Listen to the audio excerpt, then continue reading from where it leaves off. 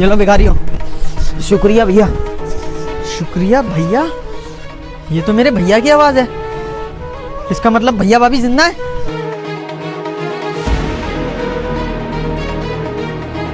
सुनिए, आप लोगों का घर नहीं है, आप इतनी ठंड में यहाँ क्या कर रहे हैं? भाई साहब घर तो है, लेकिन वो हमारे छोटे देवर का घर है। अरे तो घर है तो आप वहाँ जाइए ना, यहाँ पे क्यों हैं आप लोग? अरे पहले हम उसी घर में रहते थे, लेकिन हम दोनों को निकाल दिया है, तो अब हम यहीं रहते हैं। निकाल दिया है? मतलब पूरी बात बताएंगे आप? हम ना गांव में ही रहते थे और गांव में हमारी जमीन भी थी, अच्छा खासा घर था। लेकिन एक दिन अचानक इनके भाई का शहर से कॉल आता है कि उन्होंने ना बहुत बड़ा आलीशान घर लिया हुआ है। उनका कहना ये था कि हम लोग ही गांव में अकेले रहते थे और वो लोग भी वहाँ अकेले थे, तो वो चाह रहे थे कि हम उनके पास चले जाएं।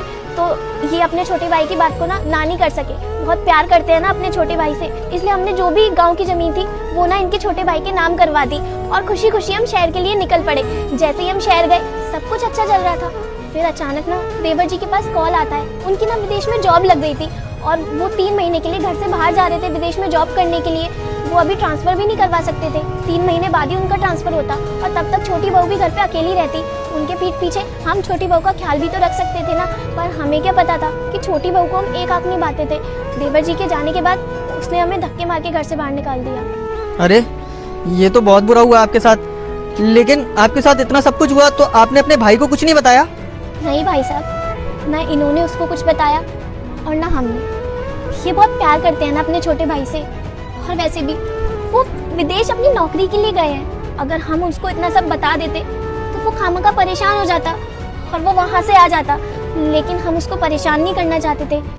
तो भैया भाभी इसका मतलब ये नहीं कि आप अपना घर ही छोड़ दो?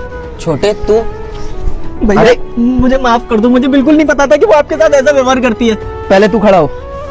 तब तो ये लड़का कहता है, भैया भाभी तुम लोग चलो घर पर, मैं उसका मम्मी और पापा को बुलाती हूँ और उस लोगों के सामने मैं अपना पत्नी को घर से निकालूंगा। और अपना भैया और भाभी को घर बुला ले जाता है।